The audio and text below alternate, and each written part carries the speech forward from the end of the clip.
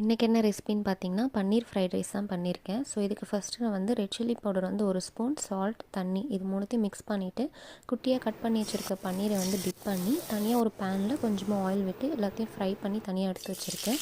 அதுக்கப்புறம் கடாயில் கொஞ்சமாக ஆயில் விட்டுட்டு ஒரு ஆனியன், 6லேருந்து 7 பீன்ஸ், ஒரு கேரட், ஒரு கையளவுக்கு வந்து முட்டைகோஸ், கேப்சிகம் வந்து ஆஃப் கேப்சிகம், ஸோ எல்லாத்தையும் ஃபைனாக சாப் பண்ணி ஆயிலில் போட்டு நல்லா ஃப்ரை ஆனதுக்கப்புறம் நான் பாஸ்மதி ரைஸ் வந்து தனியாக வந்து குக் பண்ணி எடுத்து வச்சுருக்கேன். 1½ கிளாஸ் ரைஸ் போட்டு 90% அளவுக்கு குக் பண்ணி அது தனியாக எடுத்து வச்சுருக்கேன். ஸோ ரைஸ் வந்து ஆட் பண்ணிக்கலாம்.